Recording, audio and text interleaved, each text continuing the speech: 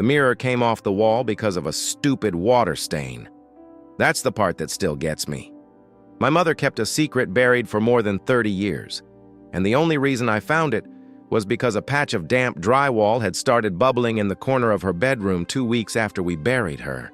I was standing on a step stool with a screwdriver in my hand, half annoyed, half numb from grief, trying not to think about the way her perfume still clung to the curtains, when the mirror shifted farther than it should have.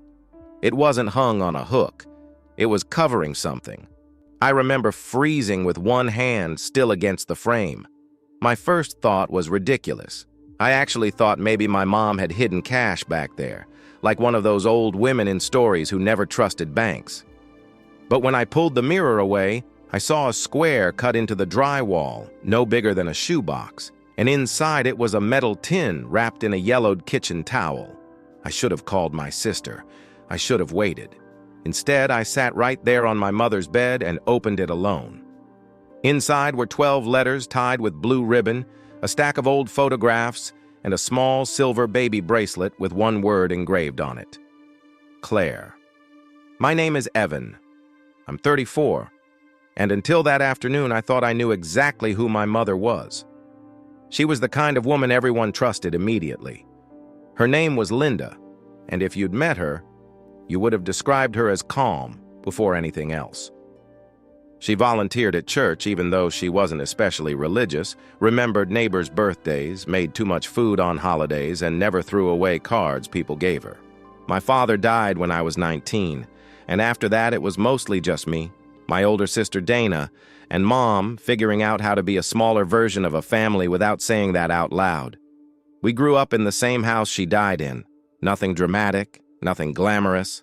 My dad owned a small tire shop, Mom worked part-time at the library, and we were the kind of family that had spaghetti every Wednesday because it was cheap and easy. I believed all the ordinary things sons believe when they've never had a reason not to. That my parents loved each other. That there were no major scandals buried in our family history. That whatever pain my mother carried after Dad died was the normal kind. She did have one rule that felt strange, even when I was a kid. Her bedroom was private. Not in a harsh way. She never yelled about it. But she hated anyone touching the antique mirror hanging above her dresser. She dusted it herself, moved it herself. Once, when I was 12, I smudged it with my hand while trying to scare her, and she grabbed my wrist so fast it actually scared me. Then she apologized immediately and looked more shaken than angry. I forgot about that moment for years. Until I saw the name on that bracelet. Claire. No one in our family was named Claire. I picked up the letters next.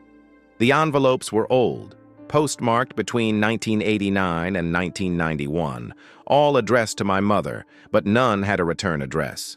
Everyone was signed only with the letter M. The first letter started gently enough. I still remember the line because I read it 5 times. If you've kept the bracelet, then part of you still wants to remember. Remember what? The photos only made it worse.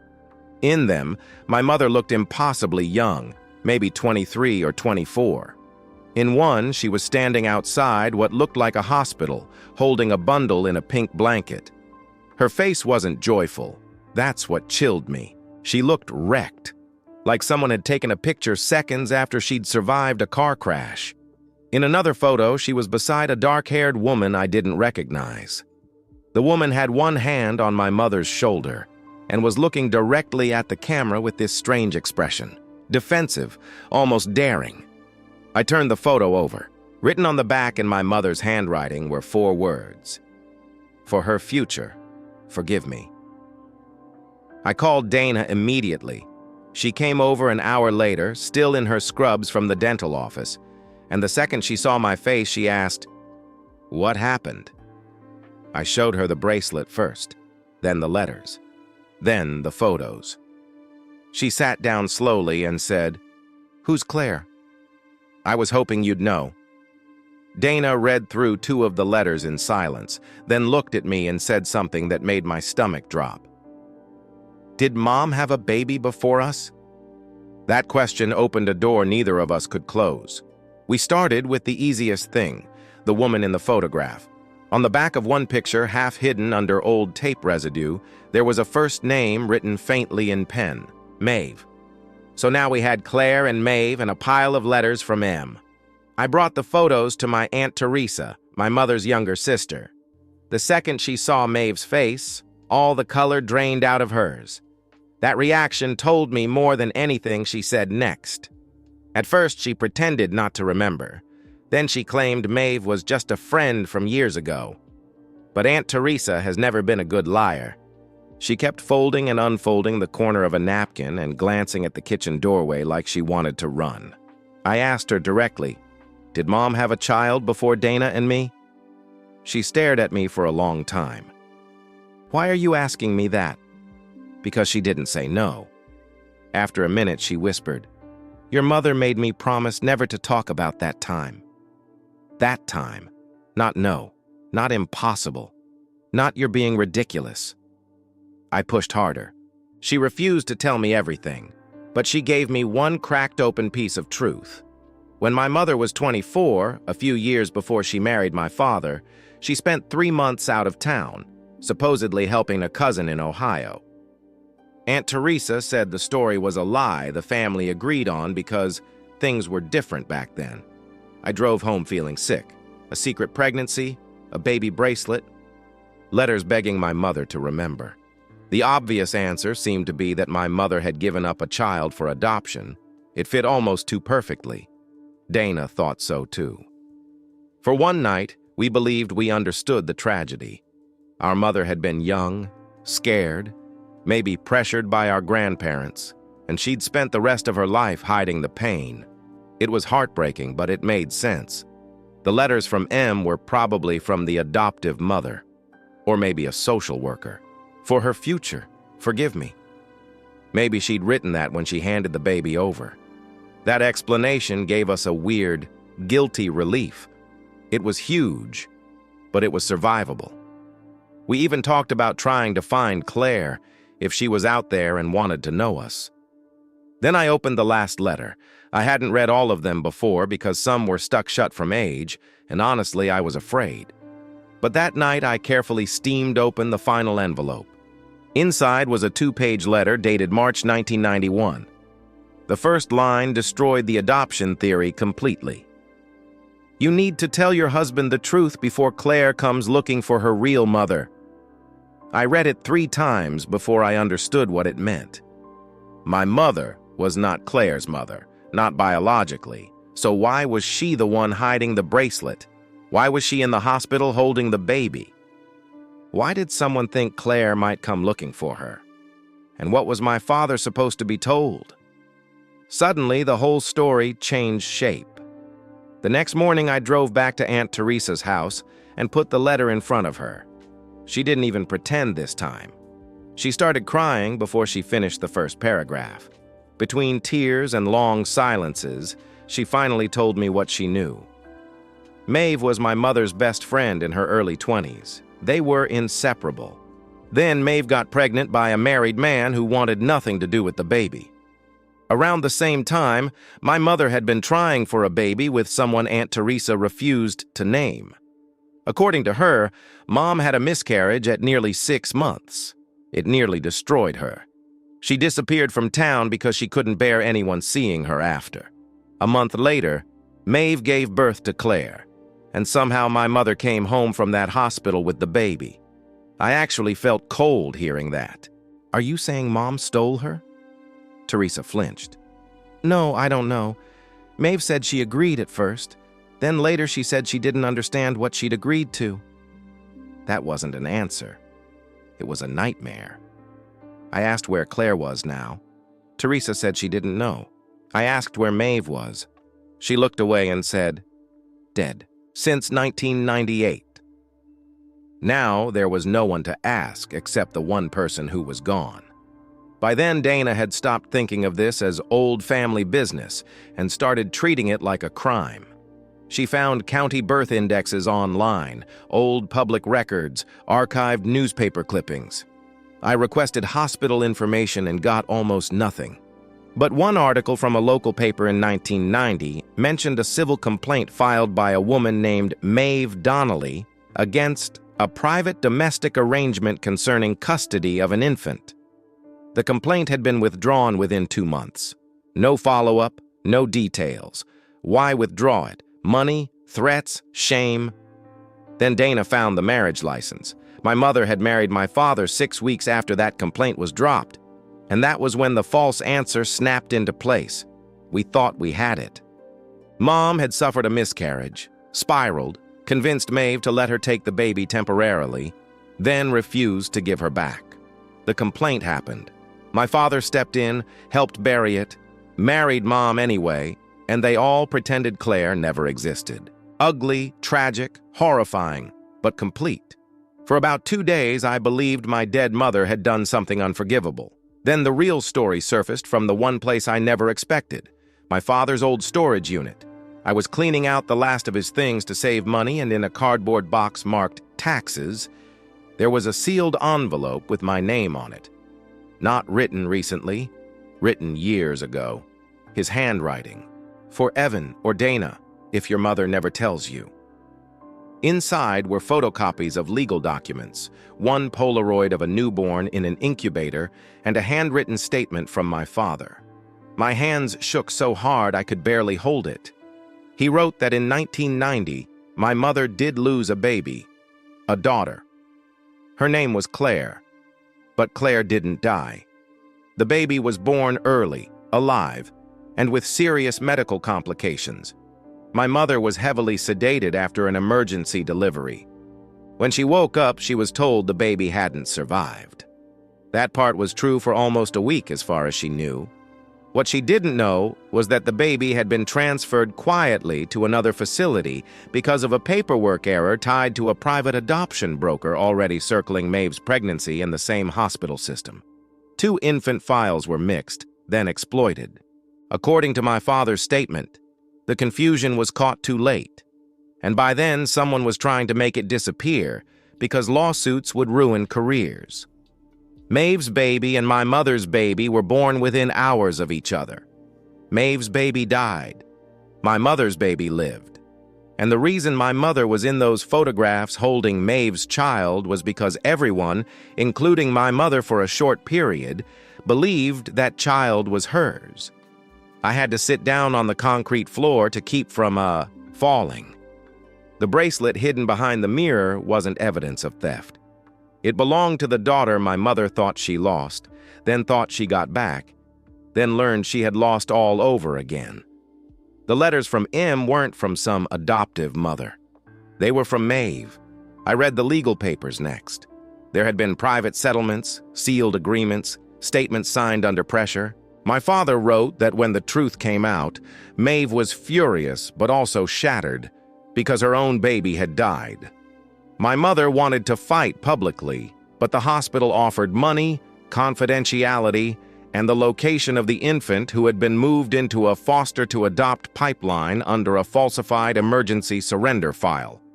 That infant was my mother's Claire. They found her, but not in time to bring her home.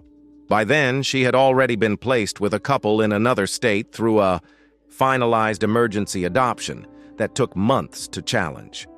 My father said the lawyers told them they might lose everything and still fail. Maeve, drowning in grief and guilt, withdrew her complaint after admitting she had signed forms she barely understood while medicated. My mother, terrified of losing Claire forever if she fought the wrong way, accepted a private arrangement to receive updates through an intermediary, Maeve. That was the twist I never would have guessed. Maeve stayed in contact, not because she had stolen anything, but because she was the only other person who understood exactly what had been taken. She wrote the letters. She sent photographs when she could get them through back channels. She kept the bracelet because it had been switched at the hospital and later returned. 2 women bound forever by the same catastrophe. And my father? The truth he hid was worse than I imagined. He knew all of this before he married my mother. He married her partly because he loved her, yes, but also because he had been the hospital's junior accountant at the time and had discovered financial records proving administrators covered up the switch to protect a physician linked to the adoption broker. He helped build the quiet case from inside, then signed confidentiality agreements to avoid criminal exposure for destroying documents before making copies. He wasn't innocent. He wasn't a villain either. He was a man who made one cowardly decision and spent the rest of his life trying to keep the damage contained. The final blow came from a current address clipped to my father's note. He had found Claire years earlier. He never told us. I stared at that address for an hour before I drove. There. It was in Pennsylvania, outside Pittsburgh. A normal house, blue shutters, wind chime on the porch. I almost turned around 3 times before a woman in her early 30s opened the door. She had my mother's eyes. I wish I could say the conversation was cinematic, that there was some perfect line, but the truth is I just stood there and said, "I think I'm your brother." She didn't slam the door. She didn't look confused. She looked tired. Then she said, very quietly, "I was wondering when one of you would come." Claire had known pieces of the story since she was 21. Her adoptive parents told her she had been part of a legal dispute when she was a baby. Later, after both of them died, she hired someone and eventually learned my father had made contact once by letter, but never followed through. My mother had written too, many times, but never mailed the letters. Claire showed me a photocopy of one sent through a mediator years before. "I have thought about you every day," it said. "I just don't know if loving you from a distance is the last thing I have left to give you, or the cruelest." That was my mother, loving hard enough to break herself with it. When I told Claire Mom had died, she cried harder than I expected, not because they had a relationship. They didn't, but because whatever chance there had been was officially gone. A week later, Claire came with me and Dana to Aunt Teresa's house. That confrontation is carved into me. Teresa kept saying, "Your mother was trying to protect everyone." Dana snapped, "By lying to all of us?" Claire didn't raise her voice once. She just put the bracelet on the table and said, "No one protected anyone. They protected the silence." There was this long pause where nobody could defend themselves anymore. Then Aunt Teresa admitted the ugliest truth of all. Our grandparents had begged my mother to bury the whole thing because the town would talk, because no future husband would want damaged goods, because a public scandal would ruin the family. She was 24, grieving, exhausted, and surrounded by people telling her survival looked like forgetting. So she built a life on top of a grave and called it normal. After that, things didn't magically heal. Claire and I weren't instant siblings. Dana struggled the most. She felt like our mother had loved a ghost more than the children she raised. I understood that, even if I didn't fully agree. There were months of awkward calls, missed visits, and too much emotion for everybody. But slowly, something real formed. Claire came for Thanksgiving the next year. She laughed exactly like Mom when she got comfortable. Dana noticed it first and had to leave the table to cry. We all did eventually. The house got repaired. The water stain vanished. The mirror went back up, but not over the compartment. I had that section of wall cut clean and framed the inside of it, empty, as a reminder that secrets don't stay buried because they're powerful. They stay buried because people are frightened, ashamed, or convinced the truth will destroy what little they have left. What my mother hid behind that mirror wasn't just evidence. It was grief with nowhere to go. The letters, the photographs, the bracelet, they weren't trophies of deception. They were the remains of a life interrupted, a daughter almost held, then lost through a chain of human failures nobody had the courage to fully expose. Sometimes I still get angry at her. At my father, too. At all of them. They stole choices from us. They let silence become inheritance. But sometimes, when Claire comes over and stands in Mom's old bedroom, touching the frame of that mirror like she remembers it somehow, even though she can't, I think about what my mother must have felt every time she looked at her own reflection and knew the truest thing about her life was hidden inches from her face. And I realize the saddest part isn't that she kept the secret. It's that she died believing it was too late to tell it.